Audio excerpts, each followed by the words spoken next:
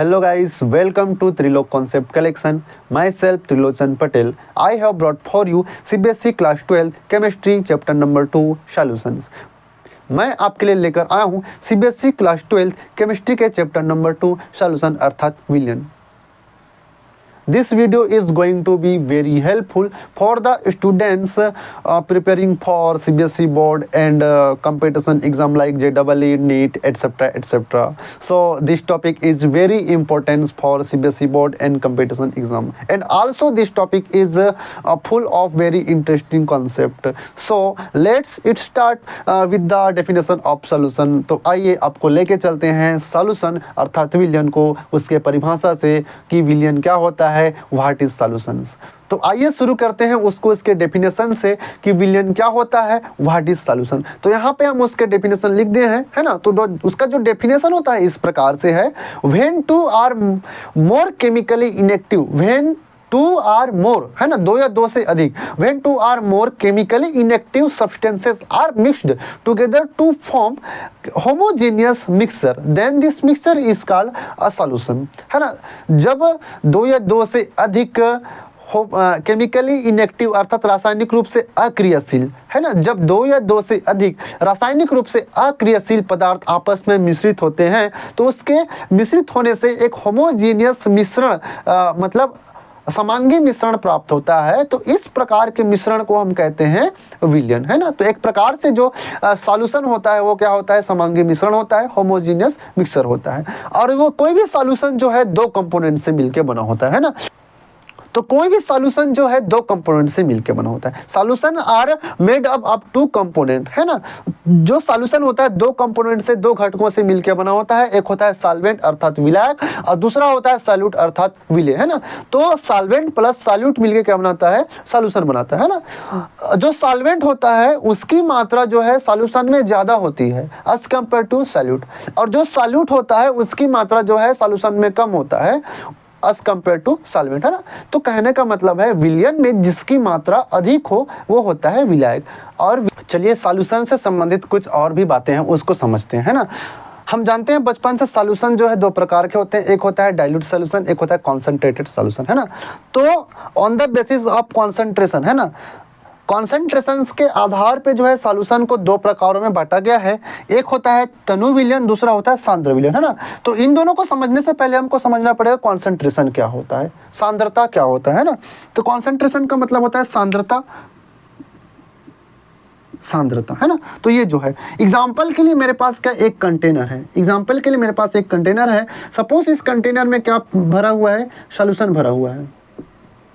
Suppose इस container में solution भरा हुआ है ना, और ये जो है कुछ ना कुछ वॉल्यूम ऑक्यूपाइड किया हुआ है. ये जो सॉल्यूशन है कुछ ना कुछ आयतन घेरा हुआ है ना. तो मान लीजिए इतना वाला वो जो है इस सॉल्यूशन का क्या है 1 ml आयतन है या इकाई वॉल्यूम है ना, यूनिट वॉल्यूम है. इतना वाला भाग जो है इस सॉल्यूशन का क्या है, यूनिट वॉल्यूम है. तो किसी सॉल्यूशन के या किसी विलयन के इकाई आयतन में जो है कणों की संख्या को, किसकी संख्या को, कणों की संख्या या फिर विलेय की मात्रा या फिर विलेय की कणों की संख्या को हम कहते हैं सांद्रता, है ना. तो मान लीजिए अगर इस विलयन के इकाई आयतन में जो है विलेय के कणों की संख्या क्या है, बहुत कम है, किसकी तुलना में, विलायक की तुलना में, है ना. इस इकाई आयतन में जो है विलेय के कणों की संख्या जो है विलायक की तुलना में क्या है, बहुत कम है ना. तो उस विलयन को हम बोलेंगे तनु विलयन, उस विलयन को हम बोलेंगे तनु विलयन, है ना. अगर वही इस इकाई आयतन में, इस विलयन के इकाई आयतन में या फिर यूनिट वॉल्यूम में जो विलेय के कणों की संख्या है वो क्या है, बहुत ज्यादा है, तो उस विलयन को हम बोलेंगे सांद्र विलयन. एक बार फिर से समझ लीजिए कि ये जो है एक कंटेनर है, इस कंटेनर में हमारे पास क्या सॉल्यूशन है, इसके इकाई आयतन में विलेय के कणों की संख्या या विलेय के मात्रा, है ना, सॉल्यूट के पार्टिकल की संख्या या फिर सॉल्यूट की मात्रा को हम कहते हैं उसकी सांद्रता, विलयन की सांद्रता. अगर इस विलयन के इकाई आयतन में जो है विलेय के कणों की संख्या या फिर number of solute particle, number of solute particle जो है बहुत कम है, तो उस सॉल्यूशन को हम बोलेंगे डाइल्यूट सॉल्यूशन। अगर इसी सॉल्यूशन के यूनिट वॉल्यूम में जो है नंबर ऑफ पार्टिकल बहुत ज़्यादा है, नंबर ऑफ पार्टिकल क्या है, बहुत ज़्यादा है as compare to solution solvent, है ना। मतलब सॉल्वेंट की मात्रा वैसे तो बहुत ज़्यादा होती है ना, लेकिन जो है बहुत अत्यधिक है, इकाई आयतन में जो है सॉल्यूट के कणों की संख्या बहुत अधिक है, तो उसको हम बोलेंगे कॉन्सेंट्रेटेड सॉल्यूशन, उसको हम बोलते हैं कॉन्सेंट्रेटेड सॉल्यूशन। कहने का मतलब है यदि कोई विलयन है, उस विलयन में जो है उस विलयन के इकाई आयतन में अगर सॉल्यूट पार्टिकल बहुत कम है तो उसको हम बोलेंगे तनु विलयन या डाइल्यूट सॉल्यूशन। अगर उस यूनिट वॉल्यूम में जो है सॉल्यूट पार्टिकल की मात्रा बहुत ज़्यादा है तो उसको हम बोलेंगे कॉन्सेंट्रेटेड सॉल्यूशन, इस प्रकार से, है ना। तो ये हो गया, है ना। चलिए आगे हम जो है और ले जाते हैं आपको सॉल्यूशन में, इस कॉन्सेंट्रेशन को जो है कैलकुलेट करते हैं। किसी भी सॉल्यूशन में कितना कॉन्सेंट्रेशन है, उसकी सांद्रता कितनी है, उसकी हम गणना करेंगे। तो उसको गणना करने के लिए हम आपको कुछ टर्म बताएंगे, कुछ सांद्रता ज्ञात करने के पद बताएंगे, है ना। तो चलिए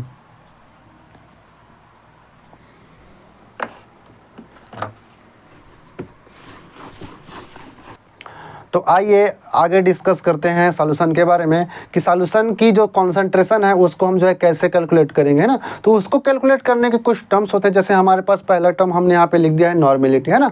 ठीक, तो अब हम जो है बात करेंगे कॉन्सेंट्रेशन टर्म, मतलब किसी भी सॉल्यूशन के कॉन्सेंट्रेशन को जो है कैलकुलेट कैसे करेंगे, कॉन्सेंट्रेशन को कैसे गणना करेंगे, उसके कुछ हमारे पास टर्म है। तो पहला टर्म हमने यहाँ पे लिख दिया है, पहला टर्म है हमारे पास नॉर्मेलिटी। नॉर्मेलिटी अर्थात नॉर्मलता, इसको हम दर्शाएंगे एन से, है ना, रिप्रेजेंटेड बाय कैपिटल एन, है ना। तो यहाँ पे हमने उसका परिभाषा भी लिख दिया है, देखो, the number of gram equivalent of solute present in 1 litre of solution is called normality. कहने का मतलब है 1 लीटर विलयन में उपस्थित सॉल्यूट के ग्राम इक्विवेलेंट की संख्या, 1 लीटर विलयन में उपस्थित विलेय के ग्राम तुल्यांकों की संख्या को हम कहते हैं नॉर्मलता। इसको जो है हम फार्मूला के रूप में इस प्रकार लिख सकते हैं, देखो, नॉर्मलता का हम जो है रिप्रेजेंट किए हैं कैपिटल एन से, तो एन इज इक्वल टू हो जाएगा number of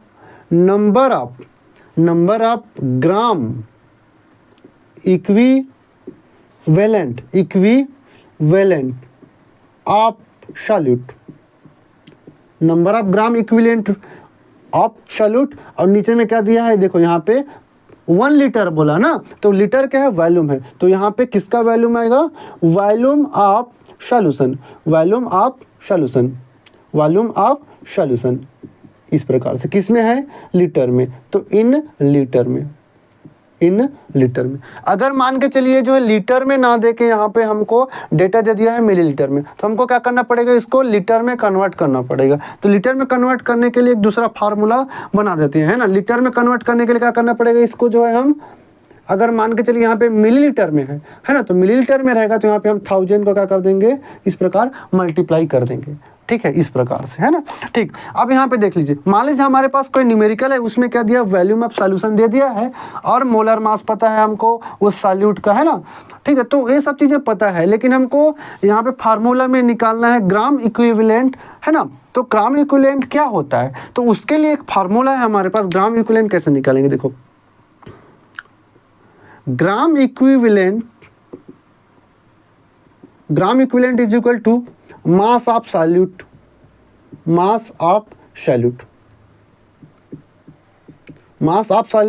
divided by equivalent weight. देखो, ग्राम इक्विवेलेंट अलग है और इक्विवेलेंट वेट अलग है ना।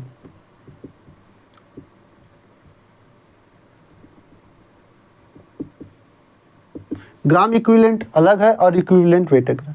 ग्राम इक्विवेलेंट निकालने के लिए हमको क्या करना पड़ेगा, सॉल्यूट के मास से डिवाइड करना पड़ेगा हमको सॉल्यूट के इक्विवेलेंट वेट से, है ना। इक्विवेलेंट वेट ऑफ सॉल्यूट, अब देखो, अब हमको इस फार्मूला से ग्राम इक्विवेलेंट वेट निकल जाएगा, लेकिन हमको अब इक्विवेलेंट वेट कैसे निकालना होगा, है ना। तो हमको जो डेटा में, हमको जो है डेटा के में जो है इक्विवेलेंट वेट जनरली दे दिया रहता है क्वेश्चन में, साथ में इक्विवेलेंट वेट जो है ऑलरेडी दे दिया रहता है ना। फिर भी हमको जो है अगर नहीं दिया है तो कैसे निकालेंगे, देखो, इसको निकालने के लिए, है ना, equivalent weight is equal to molar mass. Molar mass upon, molar mass किस करेगा, जैसे यहाँ पे सॉल्यूट है ना, तो सॉल्यूट का मोलर मास है ना, मोलर मास ऑफ सॉल्यूट हो जाएगा divided by valency factor, divided by valency factor. Equivalent weight is equal to molar mass divided by valency factor, है ना। तो ये जो वैलेंसी फैक्टर होता है, वैलेंसी फैक्टर का मतलब है किसी मतलब कितना वैलेंसी है उसको दर्शाएगा। जैसे मान के चले हमारे पास अगर हमारे पास बेस है या फिर एसिड है तो बेस का बेसिसिटी आ जाएगा, अगर हमारे पास कोई एसिड है तो उसका एसिडिटी आ जाएगा, इस प्रकार से, है ना। या फिर जैसे हमारे पास कोई ऑक्सीडाइजिंग एजेंट है तो वहाँ पे जो है हम कितना इलेक्ट्रॉन लूज किया, कितना इलेक्ट्रॉन गेन किया, वो सब का जो वैल्यू यहाँ पे लिख सकते हैं, है ना। वैलेंसी का मतलब ये होता है, ठीक है। तो देखो अभी हम जो एक न्यूमेरिकल करेंगे उसमें जो हम इसको समझेंगे। जैसे एग्जांपल के लिए मेरे पास क्या है, एक हमारे पास एक सॉल्यूट है हमारे पास, या फिर हमारे पास NaOH है मान के चलिए, है ना। तो इस NaOH का जो है हमको वैलेंसी फैक्टर निकालना है, तो हमको पता है NaOH क्या है, एक बेस है। तो ये जो है क्या करेगा, OH माइनस आयन लूज करेगा, कितना लूज करेगा, OH माइनस आयन 1 लूज करेगा, है ना। तो 1 इसका क्या हो जाएगा, वैलेंसी फैक्टर हो जाएगा, इस प्रकार से ये होता है, ठीक है। तो आगे हम जो है डिस्कस करेंगे न्यूमेरिकल में, तो वहाँ पे समझेंगे। तो इस प्रकार जो है ये नॉर्मेलिटी होता है, नॉर्मेलिटी का ये फार्मूला है। अगर मैं जो है इसको जो है यहाँ पे पुट कर देता हूँ, इस फार्मूला को यहाँ पे पुट कर देता हूँ, तो फार्मूला कुछ इस प्रकार से बनेगा नॉर्मेलिटी का, N is equal to mass of solute, mass of solute divided by equivalent wait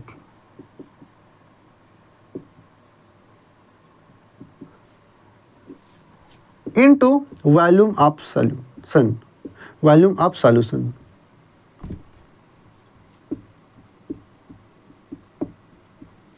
हमारे पास ml में है तो ml में लिख देते हैं, इधर 1000 मल्टीप्लाई हो जाएगा। तो हमारे पास अल्टीमेटली यहाँ से इसको पुट कर दिए हैं तो फार्मूला हमको ये मिल जाएगा, ये नॉर्मेलिटी का फार्मूला, है ना। तो जनरली जो है क्वेश्चन में ये इक्विवेलेंट वेट दे दिया रहता है, आपको मोल मास ऑफ सॉल्यूट पता रहेगा, वॉल्यूम ऑफ सॉल्यूट पता रहेगा, तो डायरेक्ट आप जो है यहाँ पे डेटा पुट करो और आंसर कैलकुलेट करके निकाल लेना, ठीक है, इस प्रकार से। तो चलिए अब हमारे पास अगला टर्म्स आएगा मोलरिटी, है ना। तो चलो मोलरिटी की ओर आगे बढ़ते हैं, फिर एक न्यूमेरिकल करेंगे। तो अगला हमारा कॉन्सेंट्रेशन टर्म है मोलरिटी, है ना। मोलरिटी अर्थात मोलरता, इसको हम रिप्रेजेंट करेंगे कैपिटल M से, है ना। तो मोलरिटी क्या होता है, the number of moles of solute present in 1 litre solution, है ना, इज कॉल्ड मोलरिटी, है ना। The number of moles of solute present in 1 litre of solution is called molarity of solution. मतलब हिंदी में इसको कहने का मतलब है कि 1 लीटर विलयन में उपस्थित विलय के मोलों की संख्या मोलरता कहलाती है, ठीक है। इसको हम जो फार्मूला के रूप में इस प्रकार लिख सकते हैं, देखो capital M is equal to, capital M मतलब मोलरिटी, तो capital M is equal to number of moles, number of moles of solute upon, देखो 1 लीटर में डिजोल्व हुआ है कितना मोल उसका, है ना। तो volume of solution in litre, अगर ये लीटर में ना दे के इधर मिलीलीटर में दे दिया है ना, तो इधर ऊपर में मिलीलीटर को लीटर में कन्वर्ट करने के लिए 1000 को फिर से यहाँ पे क्या करेंगे, मल्टीप्लाई कर देंगे, ठीक है। अब देखो हमको सब चीज़ पता है, वॉल्यूम पता है, मोलर मास पता है, सॉल्यूट का मोलर मास पता है उसका, और सॉल्यूशन का हमको वॉल्यूम पता है, और साथ ही साथ हमको डेटा में कितना उसका मास है वो भी दे दिया है, लेकिन हमको मोल नहीं पता। तो हमको मोल निकालने का आपको जो एक फार्मूला बताए थे बचपन में, ठीक है, याद होगा। मोल इज इक्वल टू होता है given mass divided bye molecular weight या मोलर मास, है ना, ठीक है। तो मास अपॉन मोलर मास, ठीक है। इस फार्मूला को, इस मोल इज इक्वल टू को हम यहाँ पे पुट कर देंगे तो फार्मूला हमारे पास नए तरीके से बन के आएगा। तो M इज इक्वल टू मतलब molarity is equal to number of देखो नंबर ऑफ मोल्स के जगह में क्या जाएगा, मास ऑफ सॉल्यूट, और नीचे में आ जाएगा मोलर मास ऑफ सॉल्यूट, है ना। तो मास of solute divided by molar mass of solute, molar mass of solute, है ना, इनटू वॉल्यूम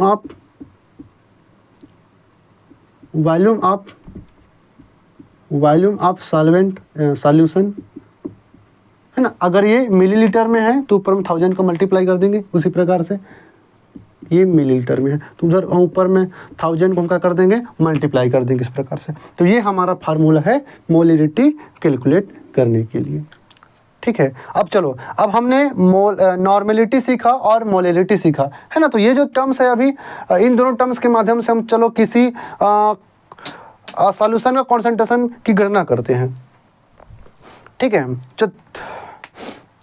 तो चलो इन दोनों फार्मूला के बेस पे एक न्यूमेरिकल कर लेते हैं।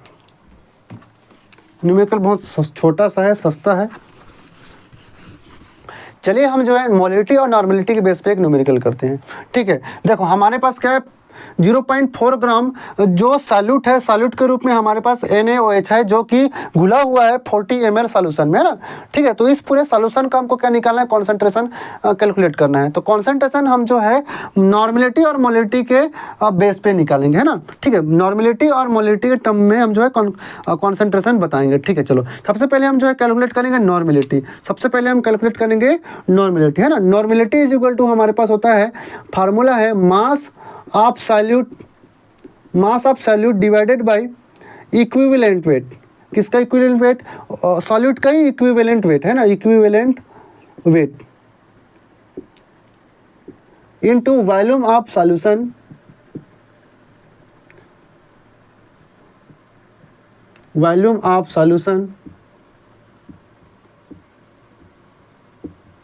है ना। किस में दिया है, मिलीलीटर में दिया है, तो यहाँ पे मिलीलीटर में है, ऊपर में 1000 का मल्टीप्लाई हो जाएगा, ठीक है, इस प्रकार से। चलो अब इसमें हम जो डेटा पुट करते जाते हैं।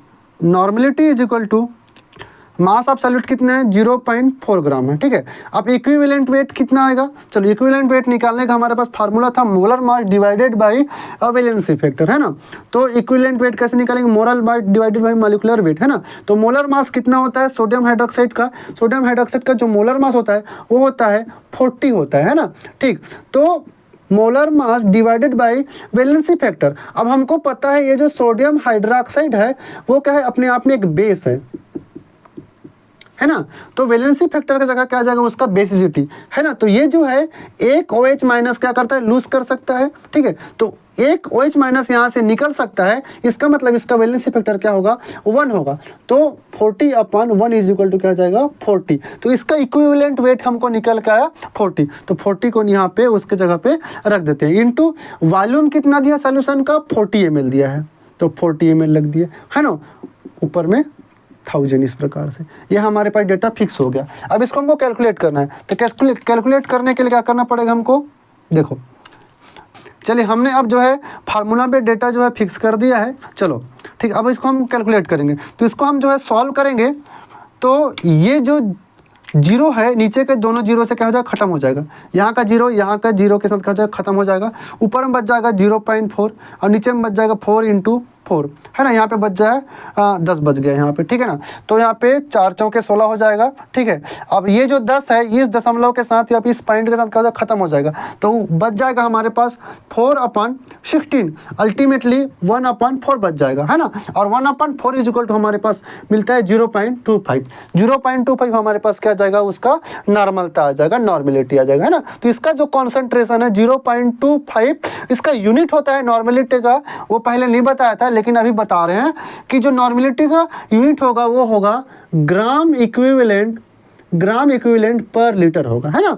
तो यहाँ पे जो नॉर्मेलिटी के टर्म में अगर इसका कॉन्सेंट्रेशन हमने निकाला है 0.25 ग्राम इक्विवेलेंट पर लीटर, ये हमारे पास फाइनल आंसर आ गया, ठीक है। चलो अब हम निकालेंगे मोलरिटी के टर्म में, है ना। तो मोलरिटी के टर्म में यहीं पे मैं निकाल देता हूँ।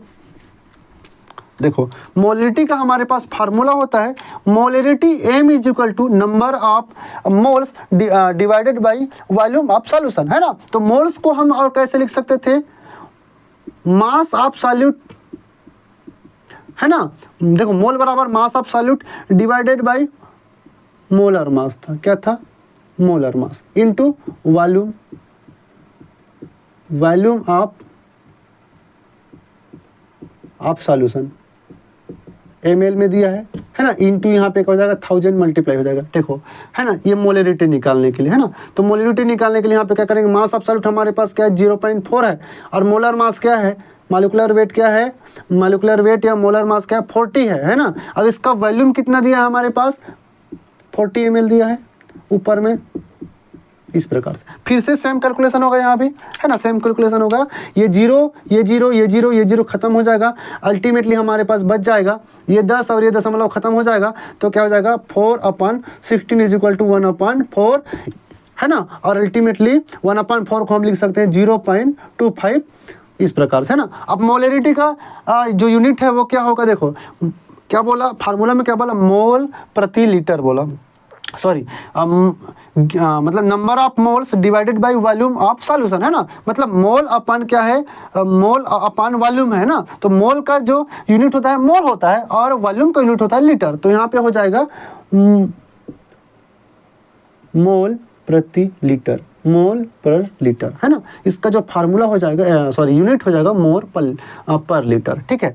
तो मोलरिटी हमको यहाँ पे मिला 0.25 मोल पर लीटर, ठीक है, इस प्रकार से है ना। तो ये जो है मोलरिटी का यूनिट है और ये जो है नॉर्मलिटी का यूनिट है, ठीक है। तो इस प्रकार से जो है हम किसी भी नॉर्मलिटी और मोलरिटी के फार्मूला से हम जो है, अगर हमको पूछता है नॉर्मलिटी और मोलरिटी निकालना, ठीक है, तो इन फार्मूला के बेस पे हम जो है कॉन्सेंट्रेशन ज्ञात कर सकते हैं किसी का भी, ठीक है। तो इस प्रकार से है ना, ठीक है। तो चलिए आज के लिए बस इतना ही करते हैं, नेक्स्ट क्लास में हम जो है अगले कॉन्सेंट्रेशन टर्म की ओर जाएंगे, ठीक है। धन्यवाद।